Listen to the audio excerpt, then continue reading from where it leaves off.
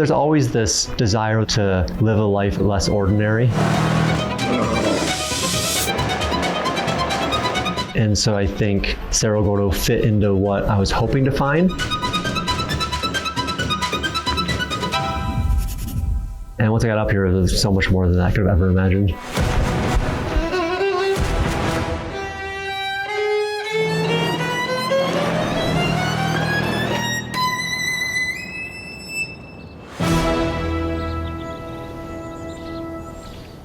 I never thought before moving here that you could feel such a connection with your home or land around you.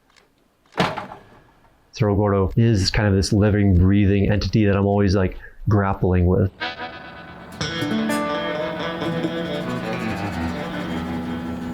Cerro Gordo sits at 8,500 feet in elevation. We're in the high desert, so it's very cold in the winters. It can get very hot in the summers. There's no running water here.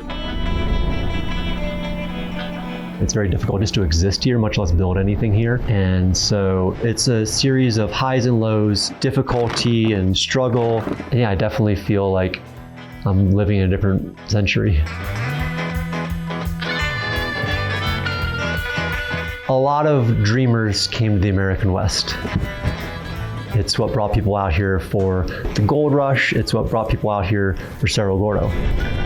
This was built by these dreamers that came here and saw Cerro Gordo as more than it currently was. And I'm the most recent addition to that lineage of owners of Cerro Gordo. The more time you spend here, the more the history doesn't feel like something you're reading, but something that you're part of. Morning. Oh, chair broke. I've made over 100 videos at this point, and that's kind of the primary driver of people up to the town. And so that's really helped get that heartbeat going again. It only feels appropriate to leave this 1 million subscriber plaque down here at the 900 level of Cerro Gordo. My goal from day one has been to preserve the history here. Look at these treasures though. Look how cool that is.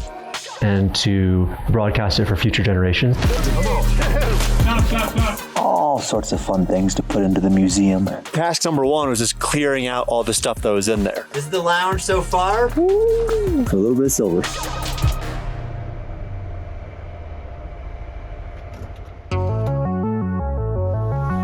All right, we're ready.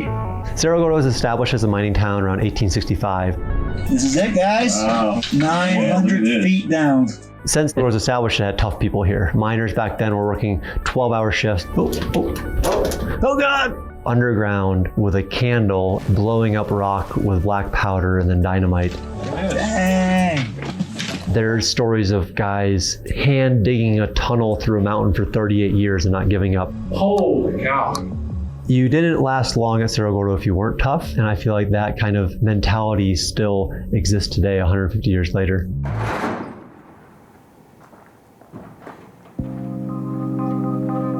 Cerro Gordo means almost everything to me these days. It's kind of all my hopes, dreams, desires, and ambition wrapped into one property. And we all want to feel like our work matters. And up here, I feel that more than any other job that I've done. And it's a feeling that I didn't think was possible from a dusty old mining town, but it's one that I feel very fortunate to kind of found my way into.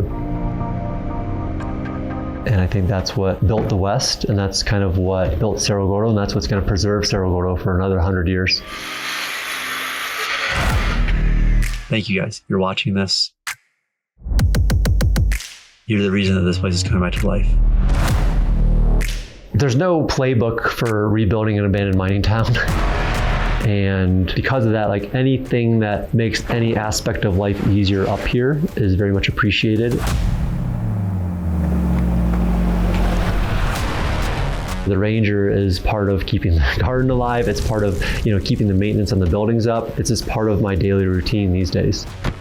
We're able to like zip up and down the road in a way that I can't imagine the miners had ever anticipated when they were mining here 150 years ago.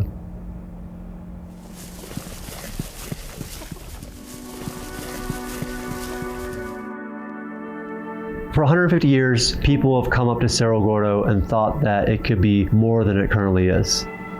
And then to me too, I still think that Cerro Gordo could be more than it currently is. And so hopefully after me, another person comes up and says, hey, this could be more than it currently is, and continues the trend. It's like a painting that people can add to for the next 100 years. And I'm just the current artist putting my touch on it. And I hope for the future, people take it in whatever direction they see fit. Look at this. That is freaking awesome. Cerro Gordo pushes you to the brink of wanting to give up many times. And I remember the old owner of Cerro Gordo came up. He looked at me and said, listen, Brent, what happens from here is up to you. And that was kind of the marching orders I was looking for. There's a certain grittiness and perseverance that's needed. And I think if anything, it shows that, when things are tough, you don't quit.